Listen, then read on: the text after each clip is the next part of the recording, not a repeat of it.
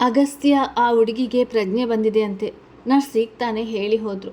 Doctor ಹೊಳಗೆ ಹೋಗಿದ್ದಾರೆ. ನಿನ್ನ ಜೊತೆ ಇರುವ ಹುಡುಗಿ ಊಟ ಮುಗಿಸಿದ್ರೆ ಬೇಗ ಇಲ್ಲಿಗೆ ಬಾ ಎಂದು ವಾಸುಕಿ ಕಾಲ್ ಮಾಡಿ ತಿಳಿಸುವನು. ಆಯಿತು, ಬರ್ತಾವಿದ್ದೇವೆ, ಆನ್ ದಿ ವೇ ಎಂದು ಹೇಳಿದವನು ಊಟ ಮುಗಿಸಿ ಕೈ ತೊಳೆದು ಮೇಲೆದ್ದರೆ ಸ್ವರ ಅವನನ್ನು ಹಿಂಬಾಲಿಸಿದಳು. ಹೇಗಿದ್ದಾಳೆ ಆ ಹುಡುಗಿ? ಶೀಸ್ ಓಕೆ ಎಂದು ಅಗಸ್ತ್ಯ ಪ್ರಶ್ನಿಸಿದ. ಡಾಕ್ಟರ್ ಒಳಗಿದ್ದಾರೆ. ಇನ್ನೂ ಏನು ಸರಿಯಾಗಿ ತಿಳಿದಿಲ್ಲ, ಬರೀ ಪ್ರಜ್ಞೆ ಬಂದಿರುವುದು ಮಾತ್ರ ತಿಳಿದಿರುವುದು ಎಂದು ವಾಸುಕಿ ಹೇಳಿದನು.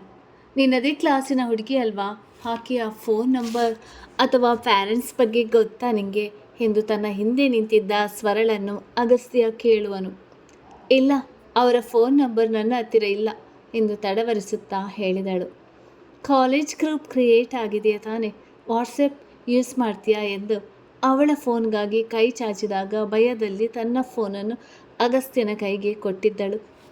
ಅವಳ ಫೋನ್ ಓಪನ್ ಮಾಡಿ ಅದರಲ್ಲಿದ್ದ ವಾಟ್ಸಪ್ ಗ್ರೂಪಿಗೆ ಹೋದವನು ಅಲ್ಲಿದ್ದ ನಂಬರ್ಸ್ಗಳನ್ನು ನೋಡುತ್ತಾ ಗೊಂದಲದಲ್ಲಿ ಅವಳತ್ತ ತಿರುಗಿ ನೋಡಿದನು. ಯಾರ ನಂಬರ್ ಕೂಡ ಸೇವ್ ಮಾಡಿಕೊಂಡಿಲ್ವ ನೀನು? ಎಲ್ಲಿರುವ ಫೋನ್ ನಂಬರ್ DPಯಲ್ಲಿ ಆ ಹುಡುಗಿ ಯಾರು ಅಂತ ಹೇಳು ಎಂದು ಅವಳಿಗೆ ಫೋನನ್ನು ಕೊಡುವನು. ಕೊನೆಗೂ ಹುಡುಕಿದ ಸ್ವರ ಅದರಲ್ಲಿದ್ದ ಸಪ್ತಾ ನಂಬರನ್ನು ಕೊಡುವ ಮೊದಲೇ ವಾರ್ಡಿಂದ ಡಾಕ್ಟರ್ ಆಚೆ ಬಂದಿದ್ದರು. ಹಾಯ್ ಡಾಕ್ಟರ್, ಆ ಹುಡುಗಿಯ ಕಂಡೀಷನ್ ಹೇಗಿದೆ ಎಂದು ಕೇಳುವನು.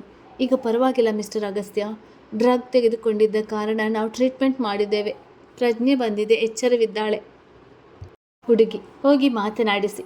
ಮೊದಲು ಅವಳ ಪೇರೆಂಟ್ಸ್ಗೆ ಇನ್ಫಾರ್ಮ್ ಮಾಡಿ. ಇನ್ನು ಸ್ವಲ್ಪ ಹೊತ್ತಿನಲ್ಲಿ ಪೊಲೀಸರು ಬರ್ತಾರೆ.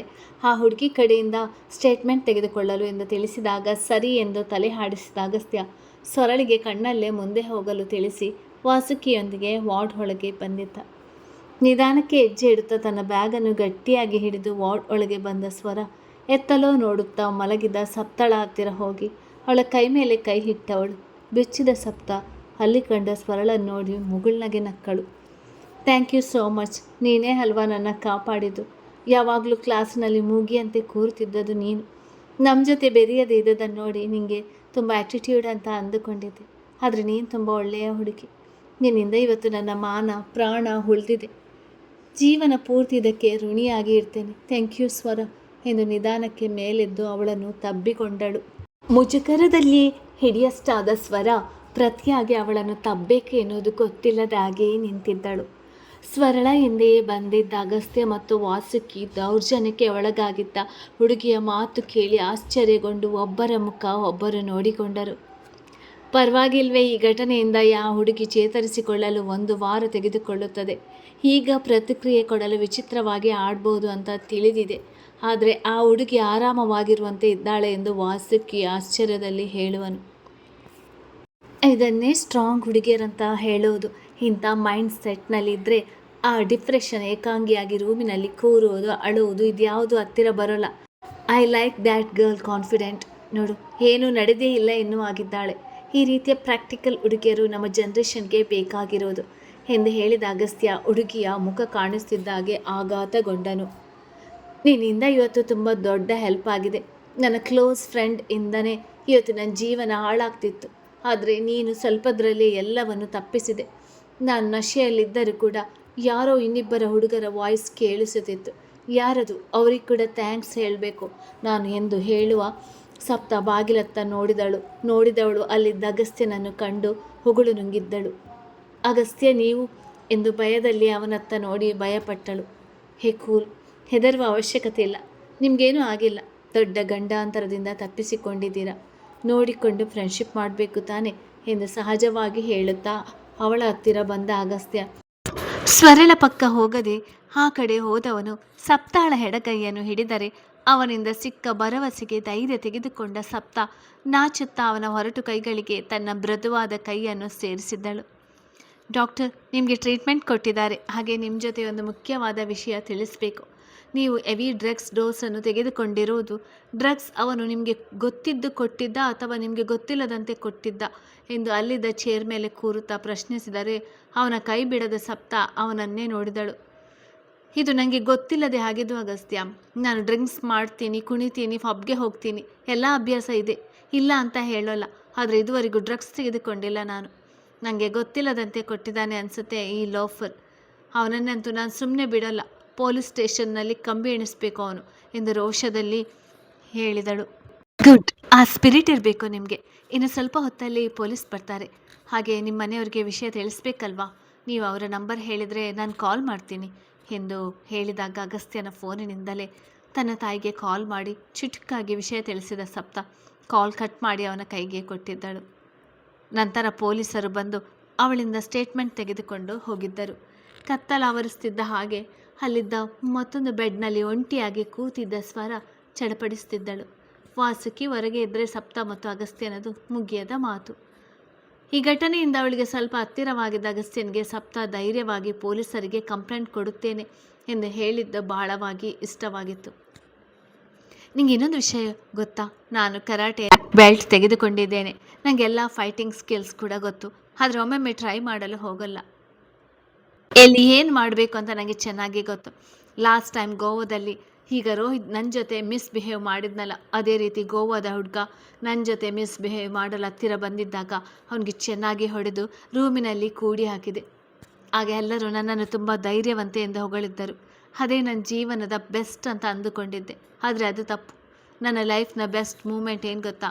ನೀವಿಷ್ಟು ಸಮಯ ನನ್ನ ಜೊತೆ ಕಳೆದದ್ದು ಎಂದು ನಾಚುತ್ತಾ ಹೇಳಿದರೆ ಮುಗುಳ್ನಂಗೆ ನಕ್ಕ ಅಗಸ್ತ್ಯ ಕೂಡ ಅವಳಿಗೆ ಬೇಸರ ಮಾಡದೆ ಅವಳೊಂದಿಗೆ ಮಾತನಾಡುತ್ತಿದ್ದ. ಆ ಕಡೆ ಮೂಲೆಯಲ್ಲಿದ್ದ ಬೆಡ್ ಮೇಲೆ ಕೂತಿದ್ದ ಸ್ವರ ಚಡಪಡಿಸುತ್ತಾ ಅವರಿಬ್ಬರ ಮಾತುಗಳನ್ನೇ ತಲೆ ತಗ್ಗಿಸಿ ಕೇಳಿಸಿಕೊಳ್ಳುತ್ತಿದ್ದವಳು ಉಗುರು ಕಚ್ಚುತ್ತಿದ್ದಳು.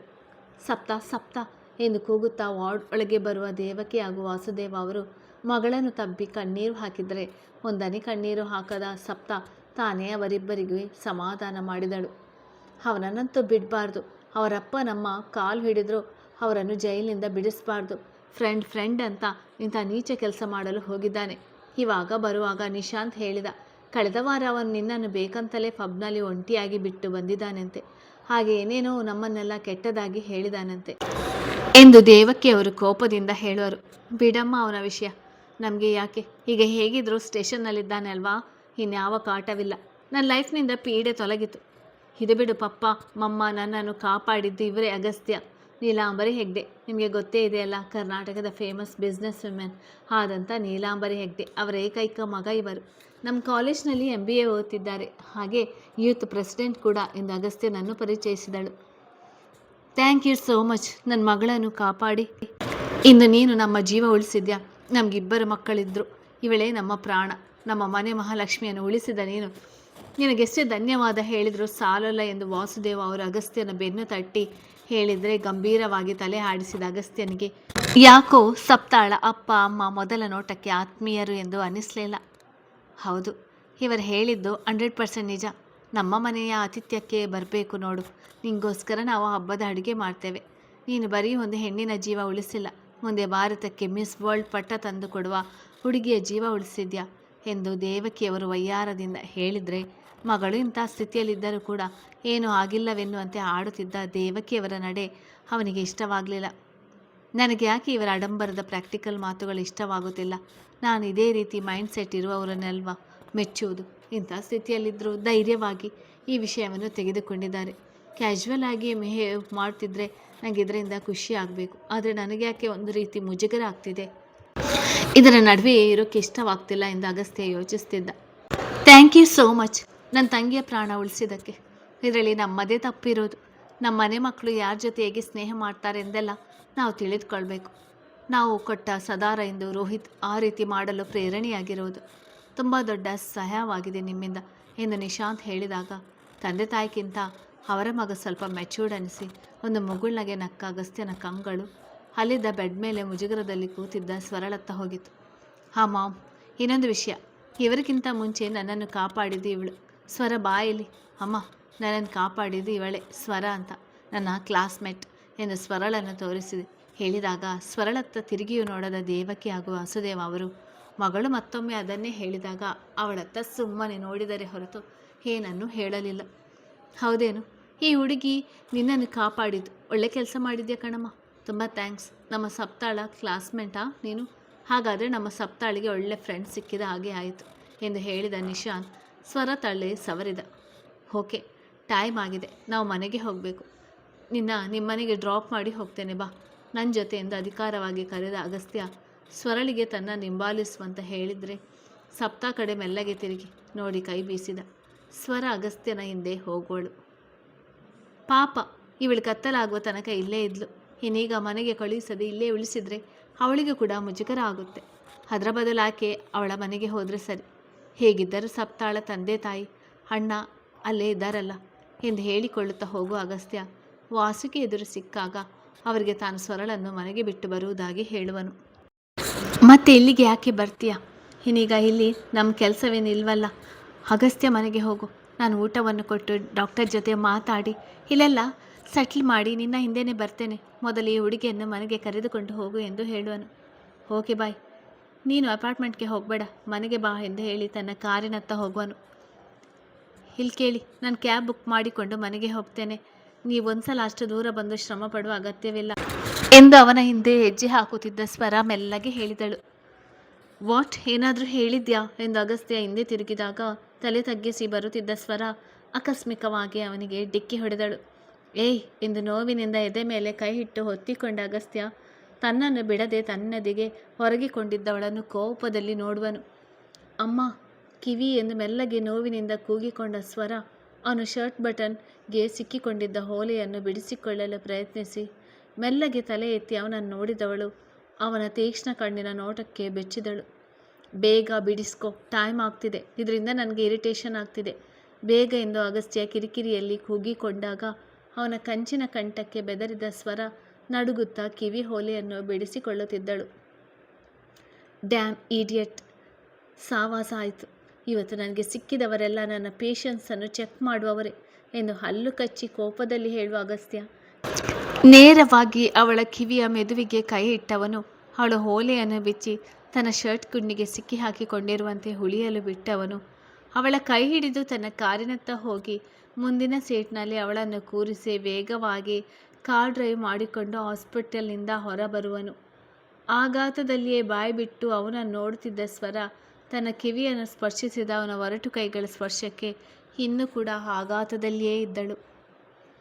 ನಿನ್ನನ್ನು ಕೇಳ್ತಿರೋದು, ಮನೆಯ ಅಡ್ರೆಸ್ ಎಲ್ಲಿ, ಯಾವ ಕಡೆ ಹೋಗಬೇಕು ಎಂದು ಅಗಸ್ತ್ಯ ಜೋರಾಗಿ ಕೇಳಿದಾಗ ಮತ್ತೊಮ್ಮೆ ಬೆಚ್ಚುವ ಸ್ವರ ತನ್ನ ಮನೆ ಅಡ್ರೆಸ್ ಹೇಳಿ ತಲೆ ತಗ್ಗಿಸಿ ಕುಳಿತುಕೊಂಡಳು. ಮತ್ತಿನ್ನೇನು ತಡ ಮಾಡಲಿಲ್ಲ.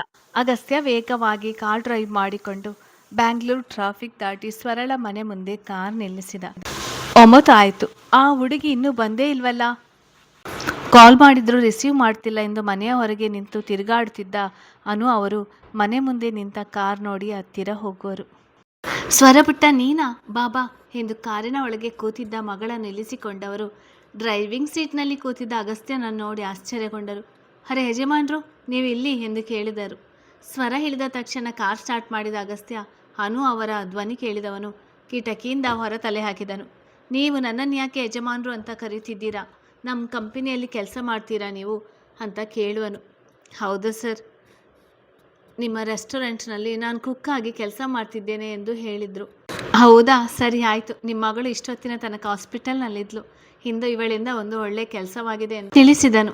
ತಿಳಿತು ಸರ್, ಕಾಲ್ ಮಾಡಿ ತಿಳಿಸಿದ್ಲು. ನೀವು ಕೂಡ ಕಾಲೇಜ್ನ ಯೂತ್ ಪ್ರೆಸಿಡೆಂಟ್ ಆಗಿ ಒಳ್ಳೆ ಕೆಲಸ ಮಾಡಿದ್ದೀರಾ. ಬನ್ನಿ ಸರ್, ಕಾಫಿ ಕುಡಿದುಕೊಂಡು ಹೋಗುವಿರಂತೆ ಎಂದು ಕರೆಯುವರು.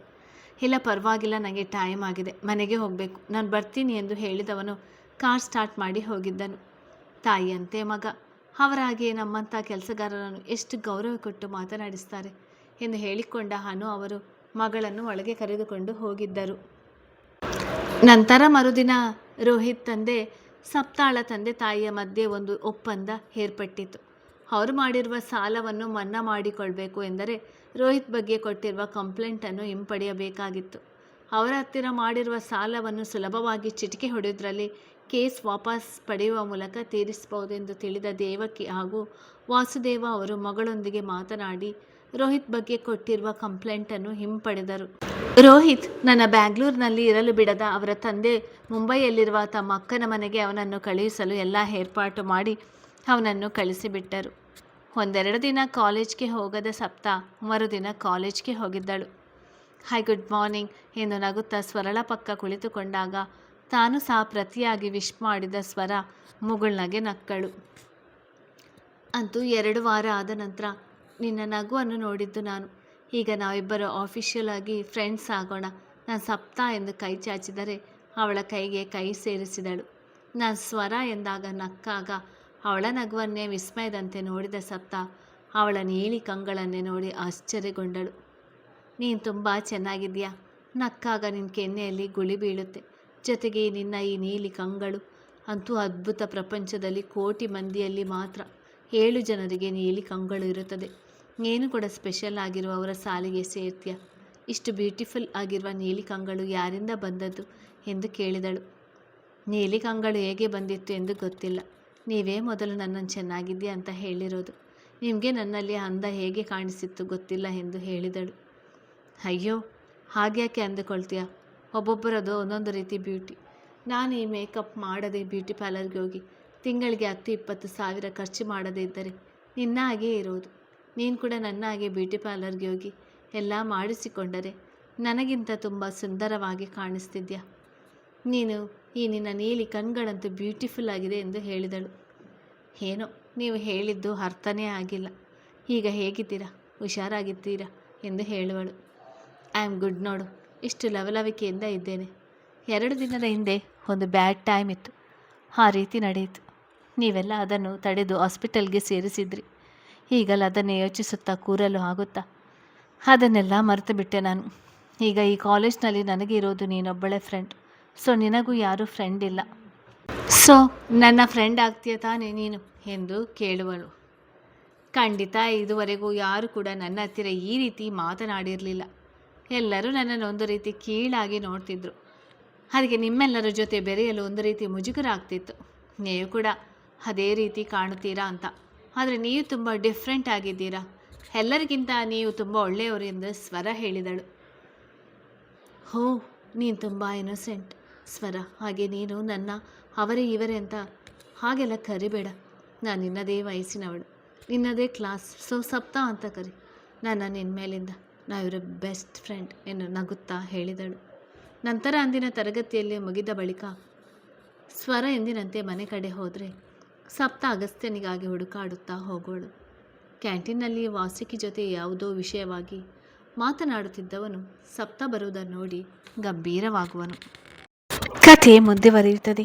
ಯಾರೆಲ್ಲ ನನ್ನ ಚಾನಲ್ ಸಬ್ಸ್ಕ್ರೈಬ್ ಮಾಡಲಿಲ್ಲ ಅವರೆಲ್ಲ ದಯವಿಟ್ಟು ನನ್ನ ಚಾನಲನ್ನು ಸಬ್ಸ್ಕ್ರೈಬ್ ಮಾಡಿ, ಹಾಗೆ ಲೈಕ್ ಆ್ಯಂಡ್ ಶೇರ್ ಕೊಡಿ.